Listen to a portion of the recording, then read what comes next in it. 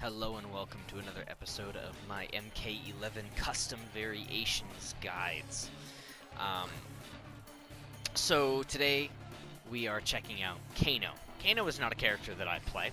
I haven't played him really very much outside of like casuals, but I've fought some pretty good Kanos, and I've seen a lot of Kano play, especially with the rise of MK11 Ultimate. And Kano is another one of those characters that I feel like is very helped by having custom variations.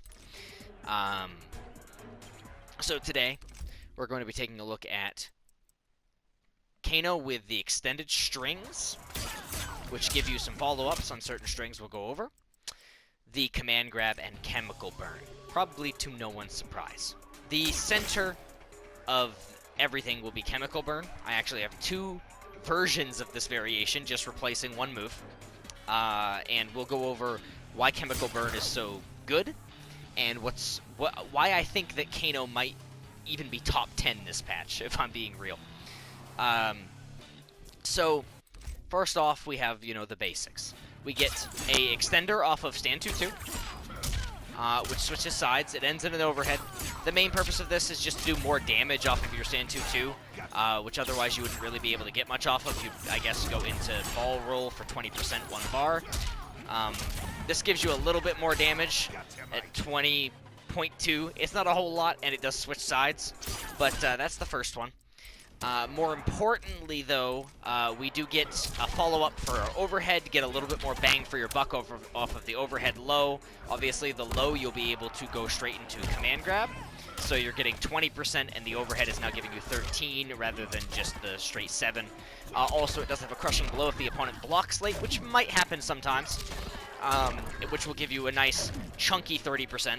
So that's that's there. But the reason you're mainly picking the extended strings is stand 2-4 into 1+3 enhance, which makes this be able to launch and turns into Kano's main combo tool, or his B&Bs.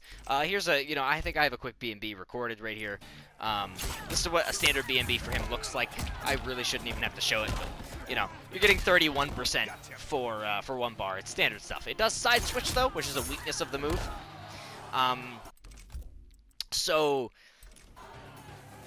next, we have lumbar check, which is his command grab. It's a really good command grab. It is a high. They can duck it or jump it.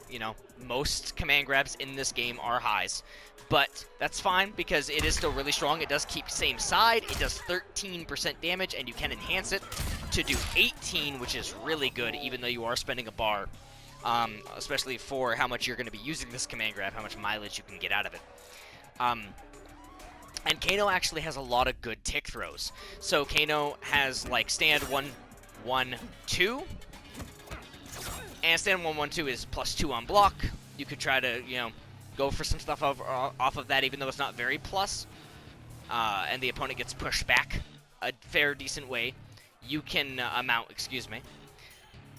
You can still try to get some stuff going off of that. And also, it's just great to stagger. This is a great stagger no matter what. And of course, this tick throws.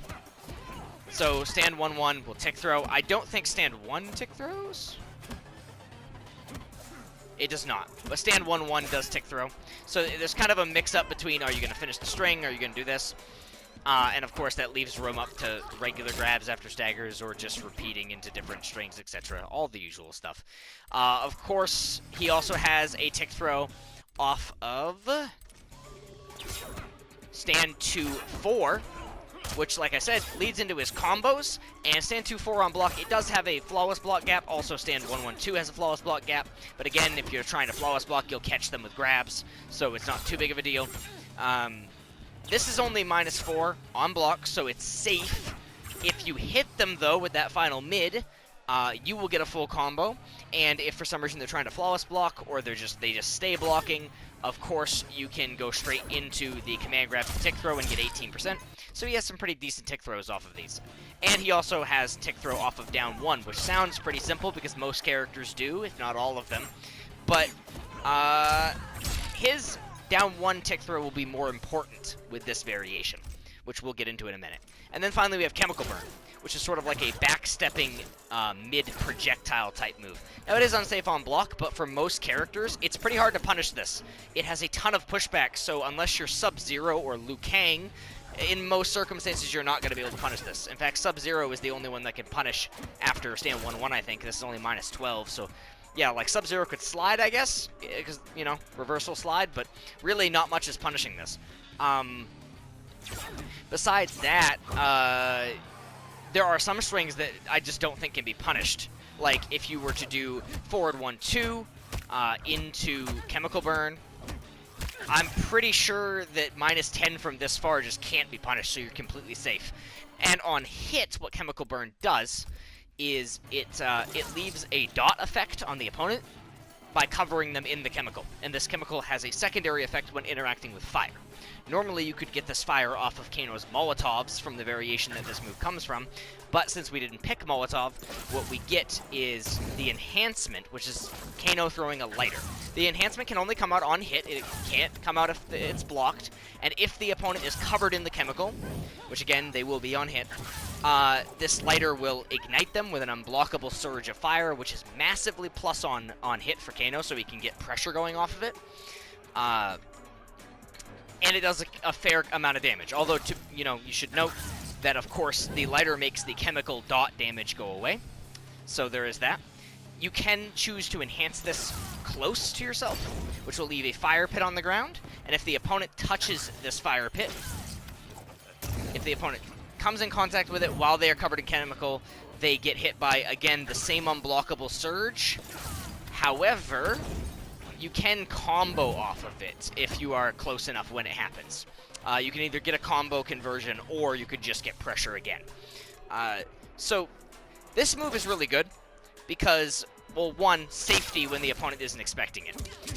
Again, it's very hard to... If someone says down 1 and then does this, again, this is minus 16. It is punishable. But you have to be ready for it. But the point is that this move is really annoying, especially when combined with his lumbar check. So every time he does down 1, you have to, you're going to sit there blocking because you're expecting Chemical Burn. This opens it up to being able to do down 1 into grab, down 1, down 1. This opens him up to being able to do down 1, and even if you block it, he'll just start pressure because you're sitting there blocking. This makes you want to press buttons. Once you want to press buttons and you're convinced he's not going to do this, he'll start throwing this out, and then it will hit you and cover you in acid. And of course, another layer when you pick lumbar check is that he can tick throw off of the down 1 as well. So he has so many options if you're just going to sit there and try to respect Chemical Burn, and then once Chemical Burn actually hits you, he can get some things going. He can plant down this fire that you're going to be unable to cross, and even kind of he has some gimmicks where he can throw you into it and stuff if you're just sitting there blocking. Of course, you can just back up and zone him, and a lot of characters zone out Kano, so that's something you could do. But in the corner is where this move is really going to shine anyway, and in some matchups, it's going to be harder for some characters to deal with it than others, of course. So let's just get down to the nitty-gritty. In the corner, off of certain situations, Kano is able to get basically a guaranteed setup for this acid into lighter, and there's nothing the opponent can do about it. For example, and this is going to lead into us talking about one of Kano's best strings, both in the corner and out of the corner. If the opponent gets hit by back 1 at all while in the corner, this lighter is guaranteed. There's nothing they can do about it. So there's different ways to lead into back 1. You could just do back 1 raw, and if it hits, you go for it, and then you've got that. You could do a jump and kick, and you can do different conversions. Like, say, something like this. And that's guaranteed. And then I'll set it to auto block again. And we have things like, if you ever land a back 2, which is a launcher, you can do the same kind of conversion, where you go for back 1 into the setup. Now, this is kind of hard with this variation to set up, because you can't do it off of your standard launcher, because you switch sides. You can definitely do it if you were to switch sides into the corner. You could, do any kind of combo, dash forward, back 1. Now you're in there, right? That lights are on fire. Again, you're massively at advantage, so you can dash in after the lighter, and have pressure, so you can go into like any of your strings, and that's something we'll go into. But it is kind of hard to land the back one in combos unless you get like a jump in this variation. That's why I have a second variation lined up to talk about. But whenever you land this lighter, there's nothing they can do about it. It does a ton of damage. It leaves a dot on the ground that's going to do even more damage, because the fire itself does a lot of damage if you pay attention. The fire itself ticks away your health quite a bit, and it lasts for a considerable amount of time. So you have to worry about that dot damage on top of Kano pressuring you and attacking you. But essentially, what I want to show off here real quick, let me think about how I'm going to set this up, is let's just have her try to, I'm going to try to jump out. There isn't anything you can do about this as far as I know. If you try to jump out, you get hit. So, I mean, that's a no-go. You can't crouch it or anything, and in some setups you can dash up and block the lighter itself, rather than the because the fire is unblockable, right? So there are some setups where you can like do, and see, she blocked the lighter, so no fire touching the ground. Not that it would have touched the ground there anyway, it would have hit her no matter what. But like, there are some setups I've seen where you can do a micro dash into block and block the lighter so it can never touch the floor. But as far as I know, anything into back one, you can't actually dash forward in time to get the lighter. I might be wrong about that, but I haven't seen anyone doing that. So I think this is just guaranteed. I think this is just guaranteed. So off of this, you can go for pressure into forward 1-2, which is a fantastic stagger for Kano. It used to whiff on characters even when they were crouch blocking, because the second hit is a high. If you block the first hit, it's supposed to jail you for the rest of the string. The first hit is a mid. The spit portion was only supposed to be a high if you whiffed the first hit in the neutral. But it has been changed in Ultimate. It is supposed to jail all characters now, although I think there are still some characters with wonky crouching hurt boxes that can like let go of block for a second, reblock, and they avoid it. But for the most part, if you go for this string now, it's going to jail them into the second portion. And this is good because, again, this leads into an overhead, which is plus on block. It's +2 at point blank. And even mid-screen, this leaves the opponent right in your face +2. And +2 doesn't seem like much, but his down 1 is 7 frames. So this makes his down 1 5 frames, which means it will beat any other down 1 in the game, including Gearus, Sub-Zero, Aaron, people with 6 frame down 1s. So you're guaranteed a down 1. And we already talked about how down 1 is so important for Kano, because you get this mix of, like, am I gonna down 1 normal grab, down 1, maybe down 1 even if you block it, I'm just gonna restart pressure because you're respecting me too much. Down 1 lumbar check tick, down 1 into chemical burn, etc. He has so many options off it. Particularly, the two best ones are down 1 chemical burn and down 1 lumbar check. One is going to give you 18% damage and keep the opponent in the corner, even if they, if we have them here in the corner, you know, it doesn't switch sides, so they're just taking 18%, and then you still get Oki on them afterwards. And the other one is going to coat them in the chemical if they get hit, and then, you know, shit can go from there. So they have to deal with these two different options that are super oppressive and super dangerous, and they're always worried about getting put into this situation of the lighter falling on the ground in front of them. Anytime you can land back 1, you're led into this scenario where forward 1 suddenly becomes oppressive because they can't jump out, they can't do anything, right? And like I said, this leads into plus frames. Let me just change this real fast. And there's no flawless block gap. I just want to show that off real quick. She is flawless blocking. I just wanted to show off real quick. There's no flawless block gap for the overhead portion at the end, which means you have to take this anytime that you end up blocking the mid at the beginning. So this gives Kano a ton of options. Again, whenever he lands this back 1 into the chemical and goes into this, he can stagger it and then throw. He can, you know, he can do it again. Because you're always blocking for the overhead portion, you're going to stand block, so like throws are pretty easy to go for. He could just stop and he could do like chemical burn off of it if he thinks you're going to try to like mash or something, I guess. And most importantly, if he does this into this, and then jails you into this, you're taking all of that chip damage the entire time that you're locked in place because the fire is hitting you, right? So if he were to, you know, do this setup, you have to respect all of this.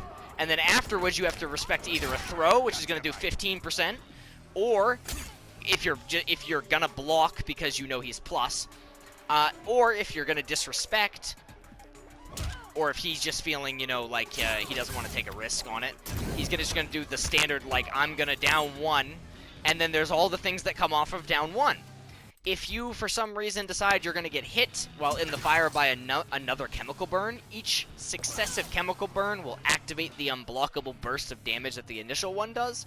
So if he is to set this up, and then, you know, he down ones you while you're in it, this can just happen every time. You're just eating 10%, 11% every time he hits you with a chemical burn. And it can speed run your life bar. So you have to be really careful. This is a very strong setup. And this is kind of the crux of this variation, is very dirtbag fucking setups, which are, you know, great for Kano. You know, that's very fitting of the character. I think this makes Kano extremely strong and scary to fight. I do have one small alteration of the variation to show off real quick, just really quick. I also have a gimmick combo to show off, where in some circumstances you can leave the opponent, you know, like this, in mid-screen. If they're not going to press a button, you can throw them into the fire and then wake up two and kind of get a conversion off of it, 35% damage. That's super gimmicky, but it's reinforced by the next variation I'm about to show you, in a way. So even though it is a gimmick, I wanted to mention it here and then show how the other variation can kind of make it, it's not ever real, but you can definitely do things with it. Alright, so for the second version of my variation for Kano, I've given him Biomagnetic Pull in place of the extended strings. So no more combo off of this, but we're replacing it with this. So this is a very low damage, like mid, kind of like very, very long-reaching, almost like a projectile in neutral. It pulls the opponent towards you. It's not very plus. It's only +1, so you're going to trade on... If you try to down one afterwards, you're going to trade with 6 framers. So it's not the greatest plan. The main purpose of this move is not... It's not a restand. It doesn't restand people if they're in the air or anything like that. The main purpose of the move is the stun for enhancing it that comes off of it. It has some niche use, like you can, if you throw a knife, let me set the AI to duck. If you throw a knife and then immediately do this, it will pull the knife back towards you. If I can actually throw knives. You have to do it immediately, I think, though, only. So there's no, like, delaying it or anything. But yeah, it can do stuff like that, I guess, where maybe they're going to be too afraid to press because, the knife's coming back at them. But that's not really why you pick this move. You pick it for the stun. It puts the opponent in a combo okay state when you hit them with the follow-up, the laser blast from his eye. So you can get combos off of this. And the reason why I have picked this is so that off of any string, you can get conversions. You can get conversions off of anything, even things Kano wouldn't normally be able to get conversions off of at all. It can't get conversions off of when they're airborne, because again, obviously, they're going to, they're not getting restood, so they're going to just fall out.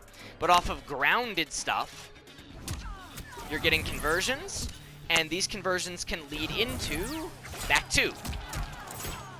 You know, Kano's natural launcher, the Meterless Launcher, which normally is unsafe on block, which is why I said you wouldn't really want to use it in the first version, the first variation that I showed off in the video. Because if you just do this randomly trying to look for getting the Meterless Launcher, they're going to block it and they're going to punish you. This is really good because in the corner, again, you can do something into this, and then this is going to set up your chemical burn setup. So off of, you know, any touch in the corner, you do this, you launch them, and then you set up chemical burn. Like so. So again, this is very meter intensive because it costs 2 bars to set up, but considering after you set it up, you're going to just be pressuring them a lot with staggers and lots of throws, etc. in the corner. Considering that, it's still pretty good. It's just that you're not going to be able to spam it over and over again and loop it because its meter cost takes so long to regenerate. But I definitely think this is strong, and also of course you get the effect of being able to combo off of anything. However, you may have noticed that the damage that you get off of combos with this move is very, very, very scaled.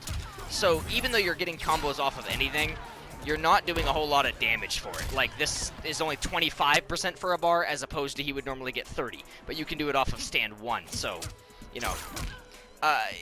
Again, this is really preference if you want your more damage in mid-screen. This also doesn't side switch, though. The reason why I don't use Snakebite is Snakebite costs 2 slots instead of 1, and so I wouldn't be able to fit both lumbar check and the acid in one variation, and I honestly think the 2 of them together is very strong.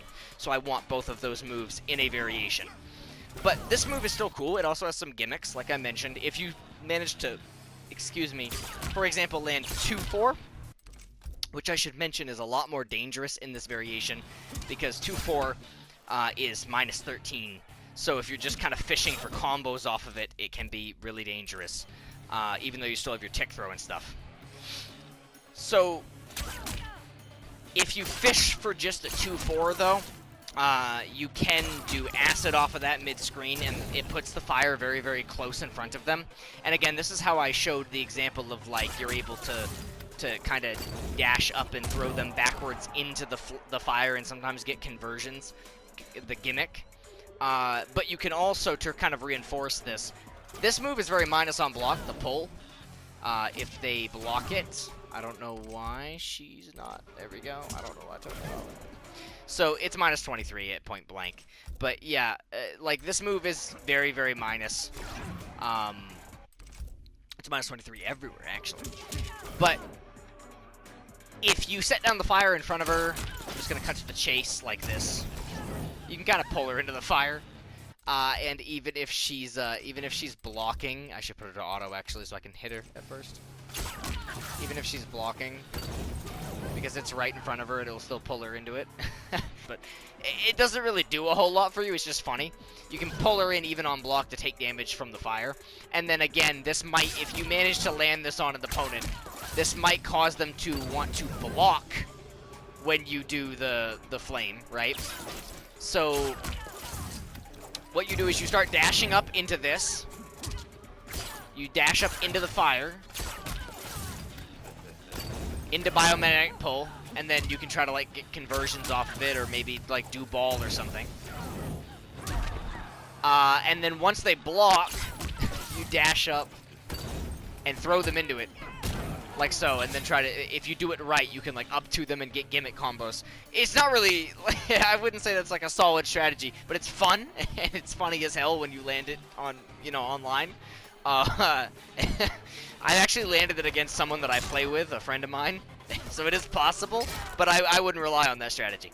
But anyway, that's the basic premise. I haven't labbed the setups with this variation too much, so I don't know all of the dirt on it, but I've seen a lot of videos online. This variation is going around a lot online right now. I'm not the first one to discover it. I actually had this custom, or at least the, not the biomagnetic pull, but the first one. I had that custom sitting around in my library, you know, in my custom variations for like a year now on Kano, because I thought it would be neat to be able to do, you know, the down one into Chemical Burn or the down one command grab back when Chemical Burn was discovered to be like really good, when that variation started getting used more for Kano. But I didn't discover most of the setups and stuff. People like Biohazard Commander, you know, being a Kano main, are the people that I ended up watching that discovered those kind of setups. And I've been seeing it go around a lot online right now with Kano as well. So I thought that would be a good thing to highlight here. This is probably going to be my last. The reason why I've made these last few videos longer is they're probably going to be my last custom variation videos for a little while. I might come back to it. I might postpone it for a bit, because there's a lot of stuff coming out Like Cyberpunk is coming out in 6 days. I have Doom content I want to make. I still have DLC content for this game I want to make. So, and I'm very busy. So this might be the last one for a little bit. So I've been making these ones a little bit longer, contain a little bit more information, even though I don't necessarily play these characters as much. So I just wanted to give people the spark to try to find creativity in all of their own characters. You know, the kind of thing that I always wanted in MK11. Before I end it off here, I'm about to end the video, I also forgot, there's also another small thing with biomagnetic pull. It does more damage when your opponent has knives in them. So if your opponent has one knife, a little bit extra damage. If the opponent has double knives, more damage. So you can kind of play a more mid-range game with Kano, try to land some knife throws in people, maybe back one knives every once in a while, which is a classic. And then once they have knives in them, any combos that you do where you enhance this are going to do more damage. But yeah, that's pretty much it for Kano. This is a pretty dirty variation, either, you know, version of it that you pick, whether you like the biomagnetic pull for combos off of everything and making the corner stuff easier to get your back two into the setup, or if you like variation 1 for the more solid mid-screen stuff, the more damaging combos, but a little bit trickier setups in the corner in order to land. But yeah, I thank you for, you guys for watching, for tuning in. Please make sure to comment down below if you have any variations of Kano that you like, to explain why you like them, excuse me. The whole point of this series was the creativity. The whole point was sharing the love that Kustom Variations brings. Even though it's not perfect, I really like the system. I'm actually a fan of customs, even though most people aren't. Most people want them removed in the next MK game. I like them giving lots of different moves to choose from, as long as we have the freedom to use what we want, which is what we've been given here. For the most part. There are a few moves that are banned, but we don't talk about those. So, yeah, everybody have a great day, and I'll catch you in the next video of whatever it is I choose to make.